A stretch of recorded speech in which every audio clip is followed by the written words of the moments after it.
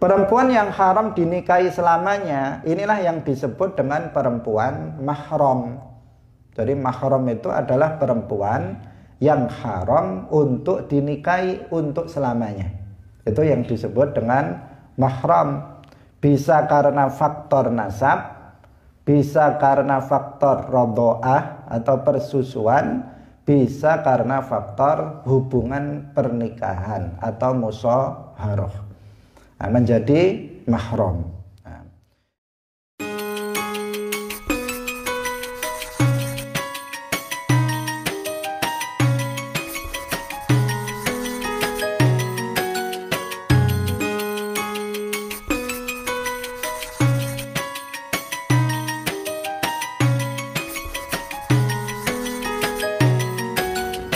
Assalamualaikum warahmatullahi wabarakatuh. Hadirin hadirat kaum muslimin muslimat, pemirsa yang dirahmati oleh Allah Subhanahu wa taala.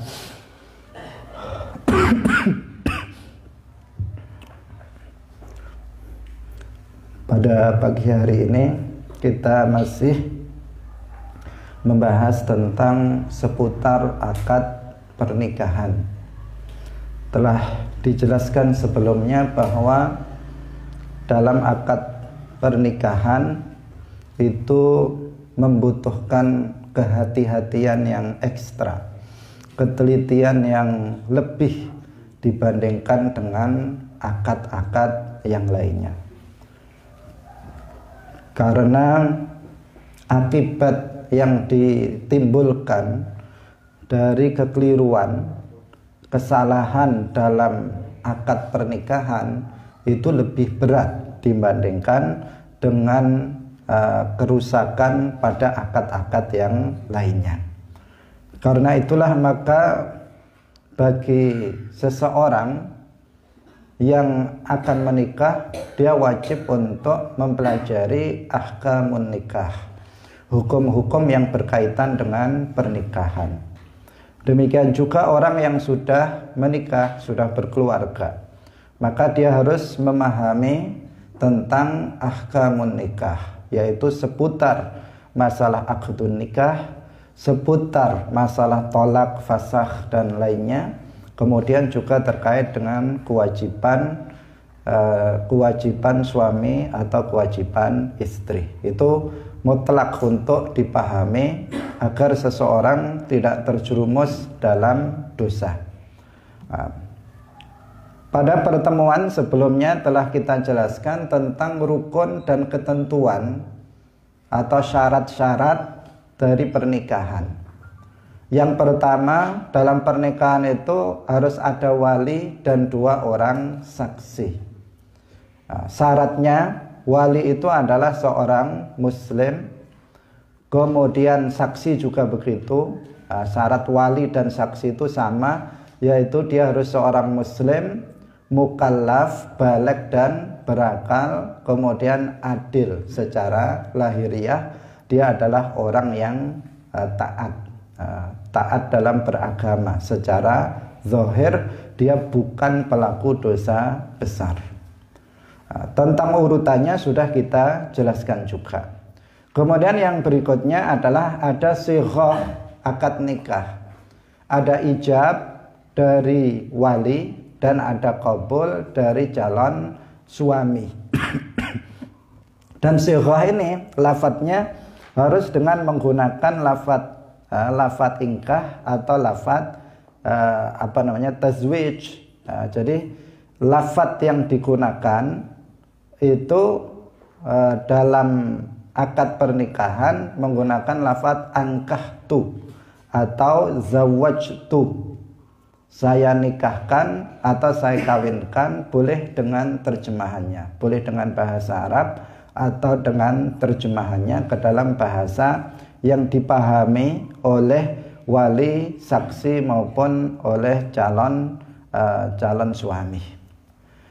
Kemudian yang berikutnya yang juga merupakan rukun dalam pernikahan adalah ada calon suami dan istri. Jadi suami harus ada, istri juga, calon istri juga ada. Dan istri itu adalah bukan seseorang yang terhalang untuk menikah. Kalau perempuan untuk calon istri itu disyaratkan bagi perempuan yang muslimah, maka disyaratkan suaminya itu haruslah seorang muslim. Jadi perempuan muslimah itu hanya boleh menikah dengan laki-laki muslim. Tidak boleh bagi perempuan muslimah menikah dengan laki-laki non muslim. Ini sudah ketentuan baku. Kemudian yang kedua, kalau bagi laki-laki muslim, maka istrinya itu boleh muslimah, boleh perempuan dari ahlul kitab, yaitu orang-orang Yahudi dan orang-orang Nasrani yang memiliki garis keturunan Yahudi dan Nasrani sampai sebelum Rasulullah Shallallahu Alaihi Wasallam. Ini dalam mazhab Syafi'i. Jadi dia adalah seorang Yahudiyah, bapaknya adalah Yahudi, mbahnya adalah Yahudi, buyutnya adalah Yahudi sampai masa Rasulullah Yahudi seluruhnya. Maka perempuan Yahudiyah semacam ini itu boleh untuk dinikahi oleh seorang muslim. Atau perempuan Nasraniyah, sama, seorang perempuan Nasraniyah yang memiliki garis keturunan bersambung tanpa terputus sampai pada masa Rasulullah Shallallahu Alaihi Wasallam.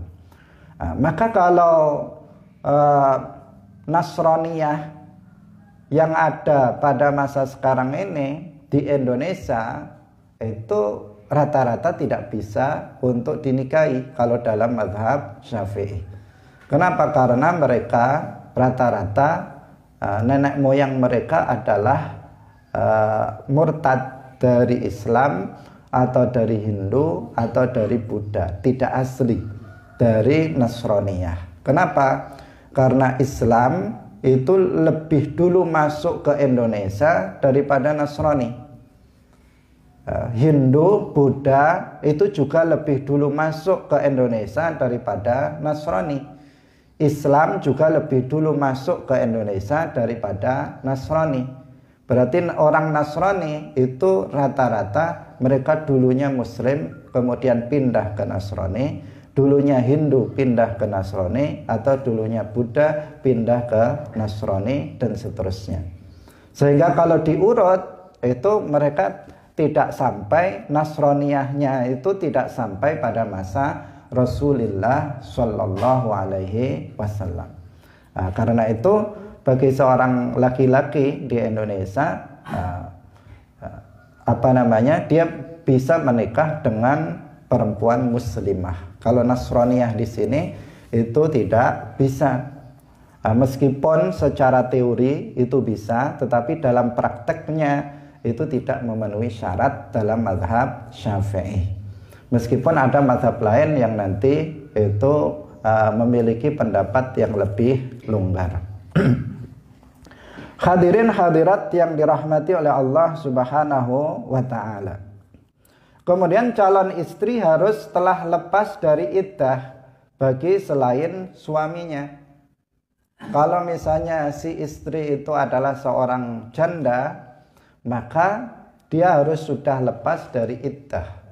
Karena perempuan yang masih dalam masa iddah, maka tidak boleh melangsungkan akad pernikahan.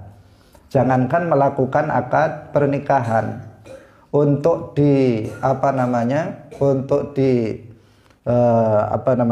dipinang saja itu ada ketentuan-ketentuan, yaitu tidak boleh dilakukan secara sharih, secara terang-terangan. Karena apa?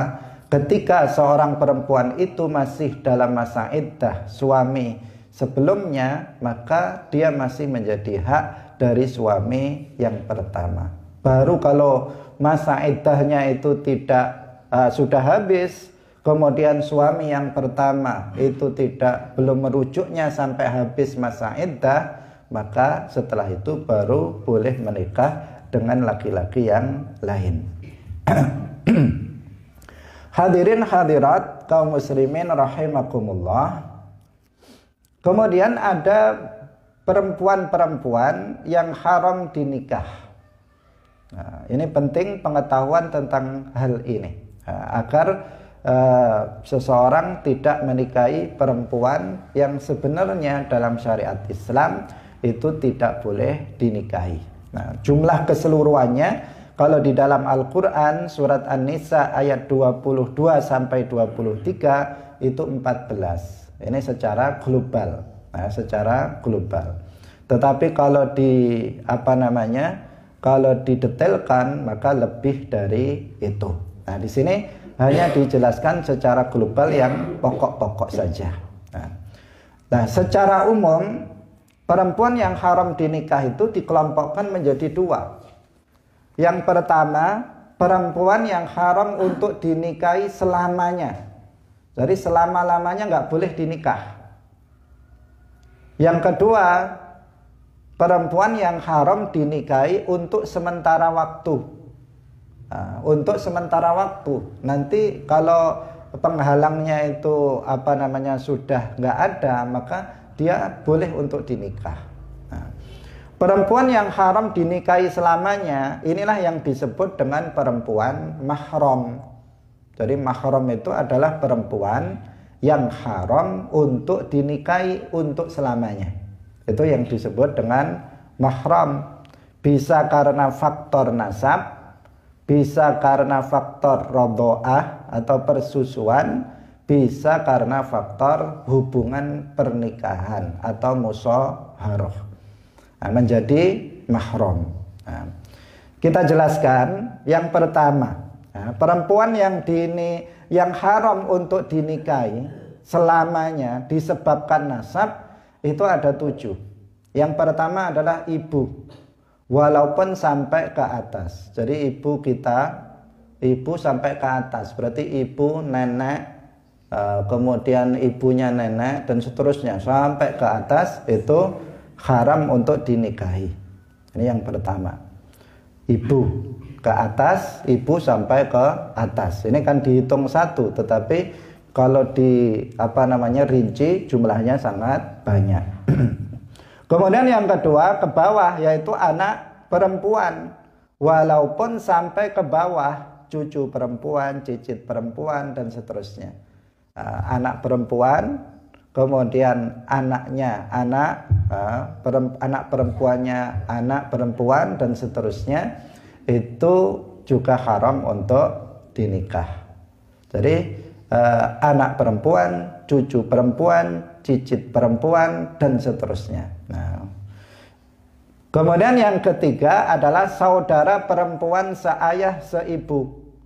Saudara perempuan kita seayah seibu, tunggal bapak tunggal ibu, itu juga haram dinikah.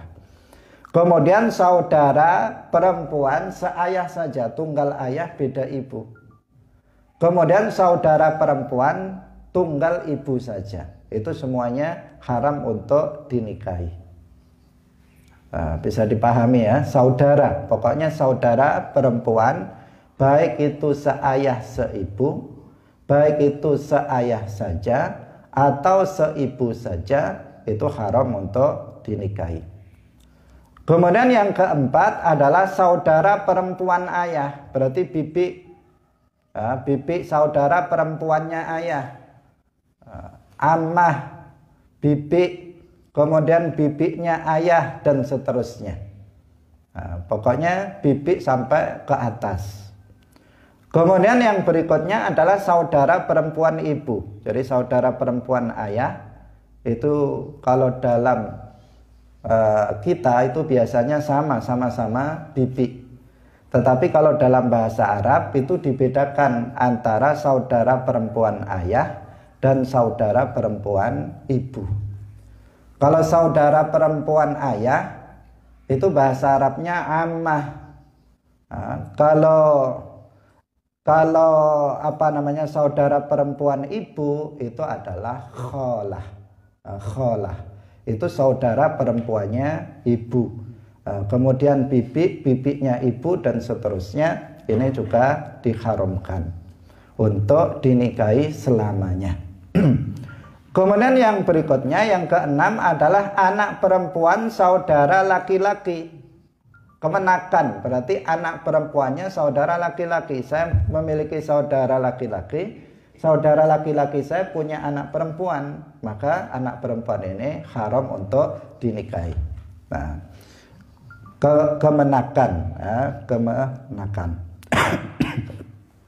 Kemudian yang ketujuh, anak perempuan saudara perempuan. Nah, saya memiliki saudara perempuan, saudara perempuan itu punya anak perempuan, maka dia juga haram untuk dinikahi. Yang jelas berarti kemenakan apakah itu dari jalur saudara laki-laki atau dari saudara perempuan, itu haram untuk dinikahi selamanya. Nah, hadirin hadirat kaum muslimin muslimat pemirsa rahimakumullah.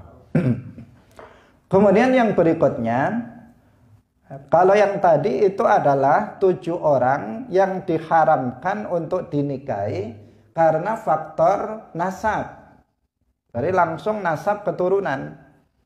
Kalau yang sekarang adalah perempuan yang haram dinikahi disebabkan faktor persusuan, rodho'ah. Nah, karena menyusu kepada orang lain. Maka di sini yang pertama adalah perempuan yang menyusui atau ibu susuan, ummul murdi'ah, itu hukumnya haram dinikahi oleh anaknya. Anak yang disusui tersebut diharamkan menikahi ibu yang telah menyusuinya. Kemudian yang kedua, saudara perempuan tunggal susuan. Jadi dia memiliki saudara perempuan bukan kandung, tetapi menyusunya itu sama kepada orang yang sama. Jadi sama-sama menyusu kepada si A.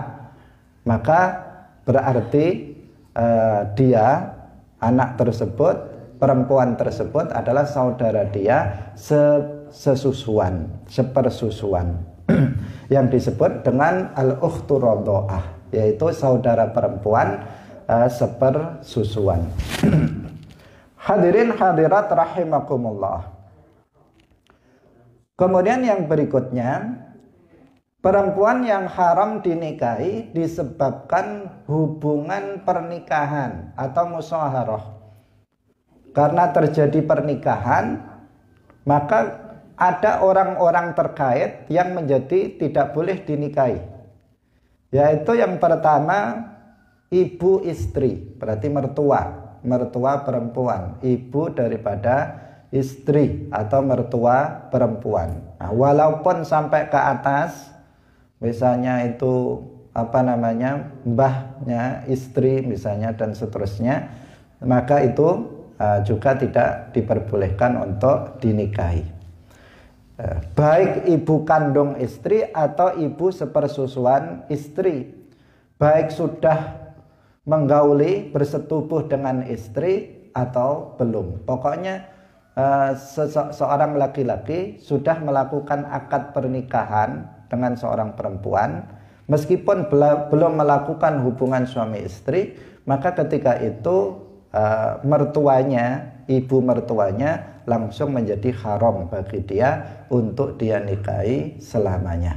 Nah, seperti itu. Kemudian yang kedua adalah anak tiri. Anak tiri ini jika sudah menggauli bersetubuh dengan ibunya. Misalnya si A itu menikah dengan si B. Yang si B ini janda, memiliki anak perempuan. Anak perempuannya juga sudah dewasa misalnya. Maka jika si A ini sudah melakukan akad pernikahan dan menggauli ibunya, maka anaknya ini menjadi haram untuk dinikah oleh bapak tirinya ini. Tetapi apabila misalnya ibunya belum digauli, masih melakukan akad pernikahan, habis akad pernikahan belum melakukan hubungan suami istri, sudah diceraikan, maka si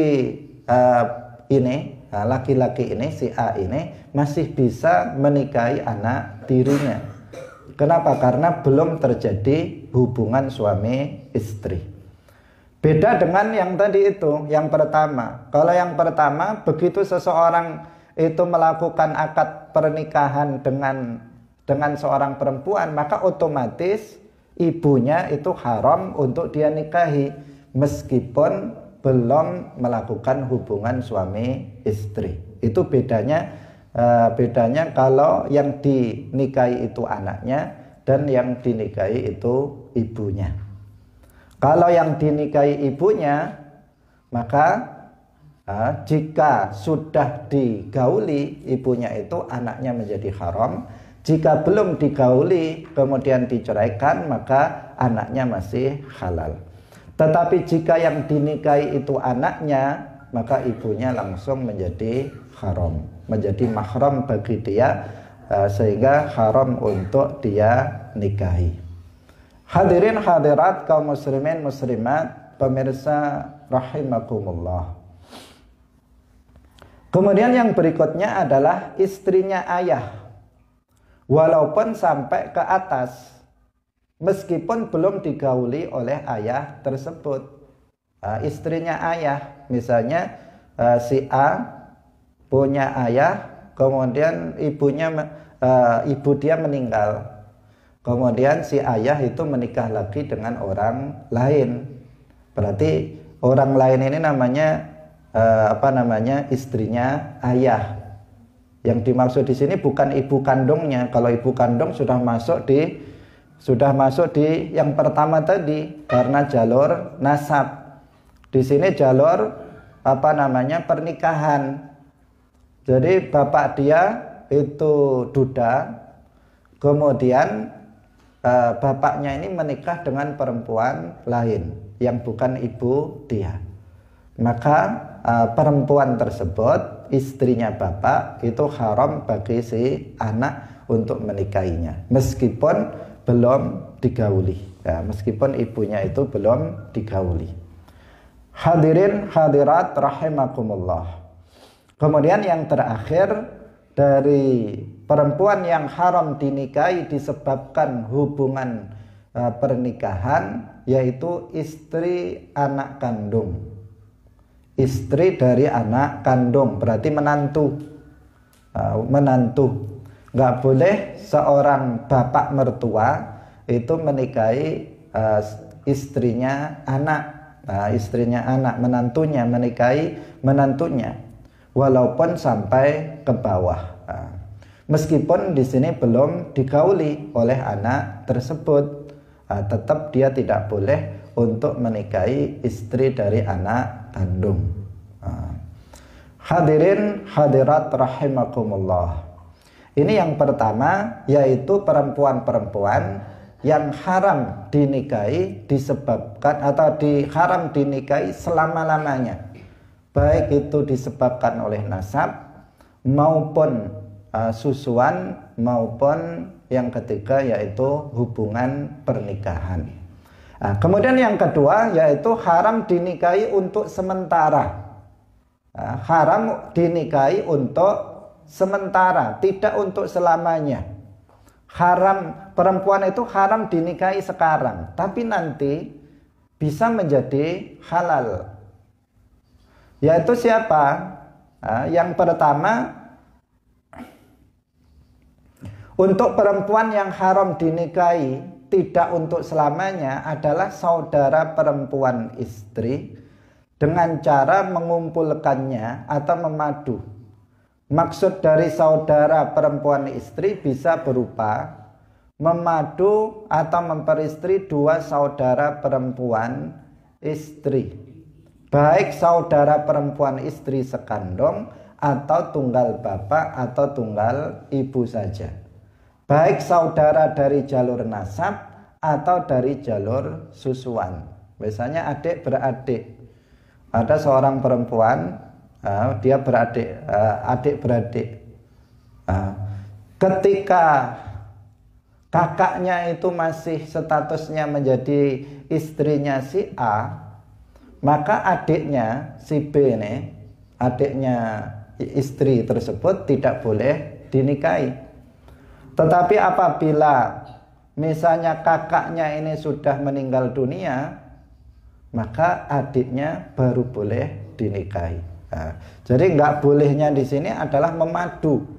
Jadi memadu antara dua saudari perempuan. Nah, ini nggak boleh. Nah, tetapi apabila misalnya kakaknya ini sudah diceraikan atau sudah meninggal dunia, maka adiknya ini bisa untuk dinikahi oleh suami dari kakaknya tersebut. Nah, ini berarti kan sementara ketika kakaknya masih menjadi istri dari laki-laki ini, maka adiknya itu tidak boleh untuk dinikahi laki-laki tersebut. Tetapi ketika kakaknya sudah tidak lagi menjadi istri laki-laki tersebut, baru boleh menikahi adiknya. Nah, ini contoh yang pertama. Kemudian yang kedua adalah memadu istri dengan bibi dari ayahnya istri. Berarti istri dengan bibi dari ayahnya istri. Jadi memadu antara istri dengan bibinya. Ini juga haram sementara. Artinya jika misalnya si istri itu sudah diceraikan, maka dia bisa menikahi bibinya tersebut. Karena apa? Sifatnya adalah sementara. Sementara tidak diperbolehkan ketika dia harus menggabungkan keduanya, yaitu saudara perempuan atau perempuan dengan bibinya. Itu yang tidak diperbolehkan. Bibi baik itu bibi dari jalur ayah maupun dari jalur ibu. Ini tidak diperkenankan. Hadirin hadirat rahimakumullah. Kemudian apabila seseorang melakukan akad pernikahan secara bersamaan antara dua saudara yang telah disebut di atas, maka nikahnya hukumnya batal, tidak sah. Ini pada syariat Nabi Muhammad Sallallahu Alaihi Wasallam itu memang seperti itu. Jadi dalam syariat Nabi Muhammad gak boleh memadu dua saudara atau memadu seorang perempuan dengan bibinya. Tetapi dahulu dalam syariat sebelum Nabi Muhammad Sallallahu Alaihi Wasallam itu pernah diperbolehkan seorang laki-laki itu menikahi dua perempuan bersaudara. Itu langsung dua, itu diperbolehkan. Itu dalam sebagian syariat para nabi sebelum Nabi Muhammad. Nah, adapun dalam masa syariat Nabi Muhammad, maka hal itu sudah tidak diperbolehkan lagi, kecuali apabila dari itu kakaknya sudah mati, maka baru boleh ganti adiknya yang dia nikahi. Hadirin hadirat rahimakumullah.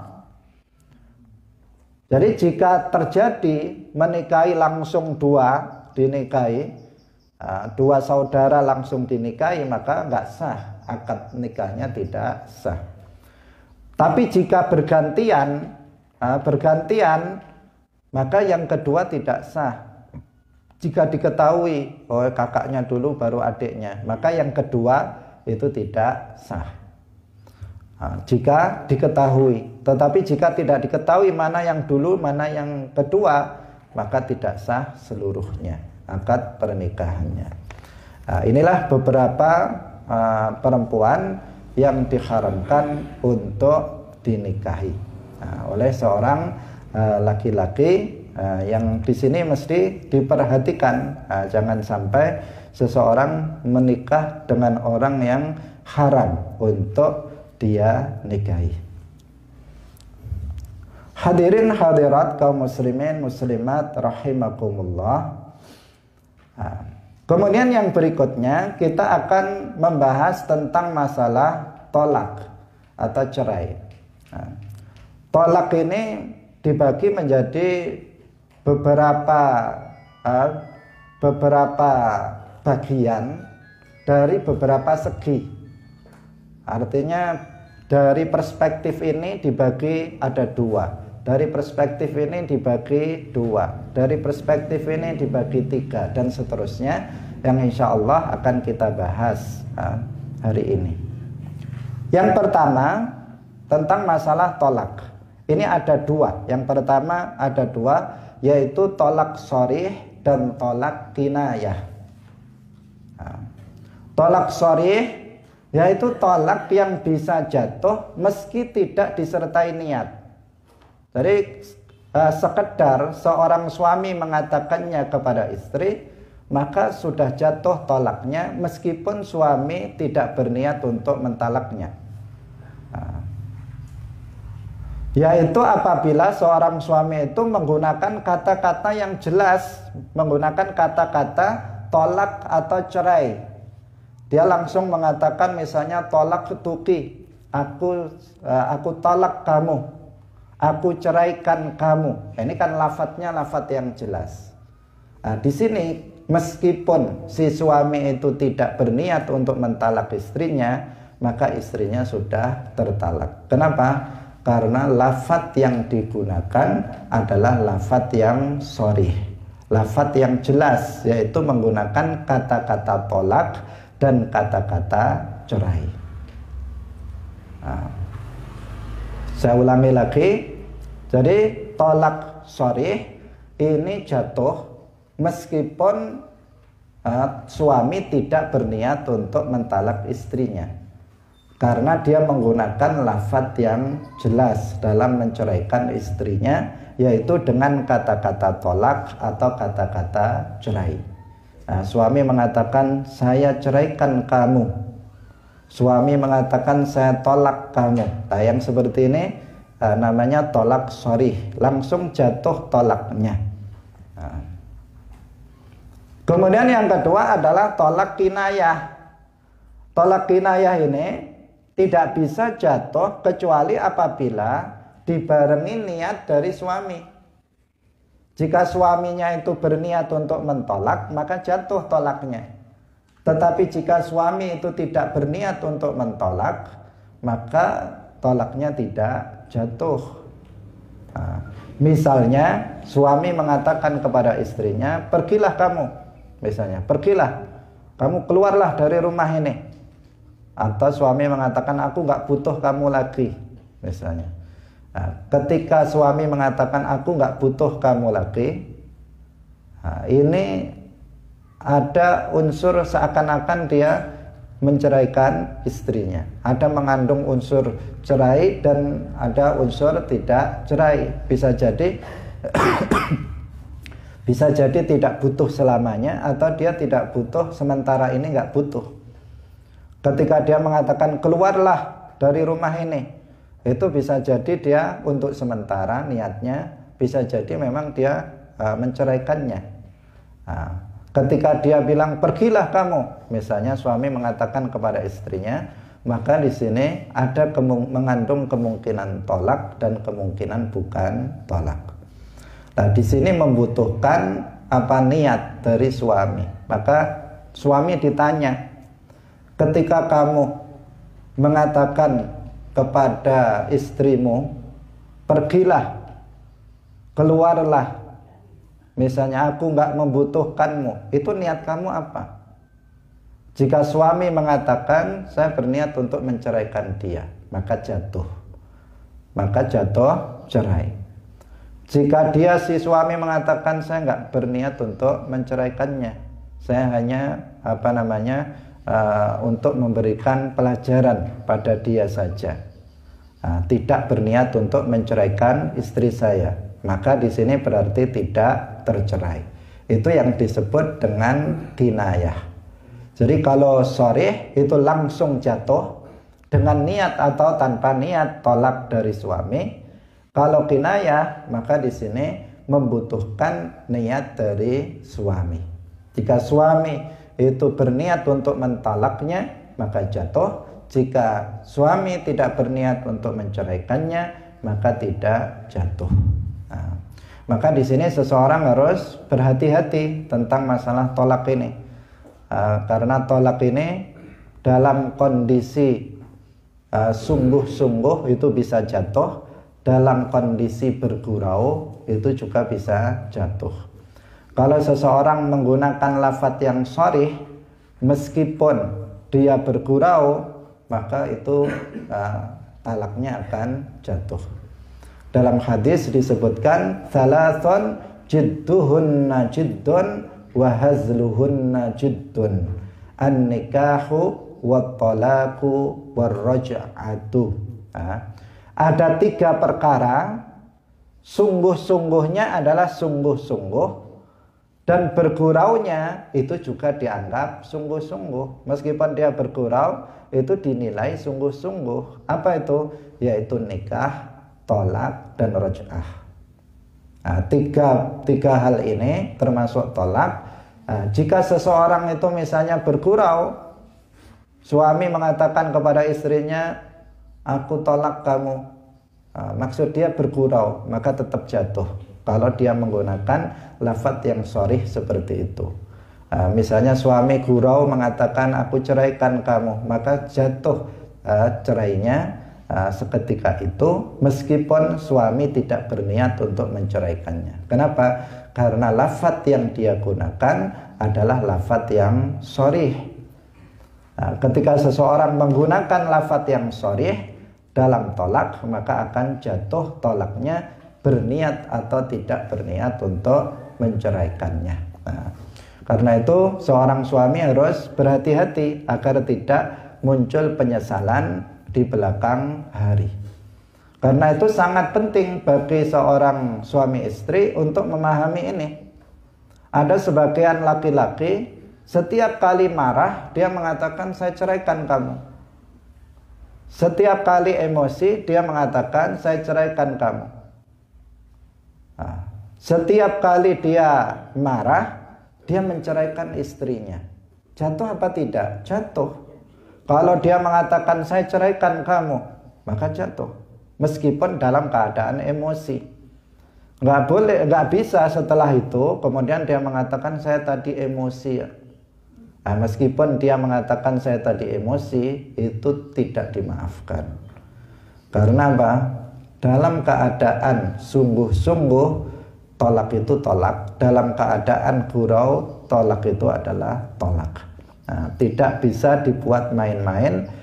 Meskipun seseorang dalam keadaan emosi, seseorang dalam keadaan marah besar, ya tidak diperbolehkan dia, tidak sehendaknya dia dengan mudah mengucapkan lafadz cerai. Ini harus hati-hati bagi kaum laki-laki terutama. Karena yang bisa menjatuhkan tolak itu adalah laki-laki, suami. Itu yang bisa menjatuhkan tolak.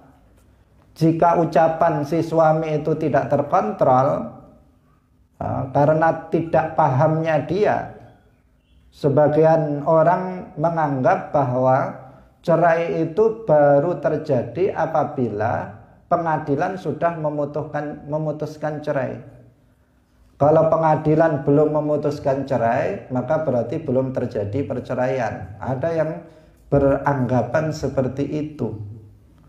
Sehingga meskipun sebenarnya oleh suami sudah diceraikan berkali-kali, lebih dari 3 kali, tapi karena pengadilan itu tidak memutuskan cerai, akhirnya dia tetap suami istri. Dia menganggap bahwa mereka masih suami istri, padahal tidak demikian dalam pandangan syariat Islam. Begitu seorang suami mengatakan saya ceraikan kamu, jatuh. Tidak, pengadilan itu hanya untuk menetapkan sebagai catatan saja, sebagai catatan. Kalau dia nanti bisa menikah kembali, kalau sudah sudah mendapatkan surat sebagai seorang janda misalnya, baru dia boleh menikah kembali. Hanya seperti itu. Sedangkan hak untuk menjatuhkan tolak atau cerai itu adalah hak daripada suami, bukan hak daripada pengadilan, kecuali dalam kasus-kasus tertentu. Hadirin hadirat kaum muslimin muslimat rahimakumullah.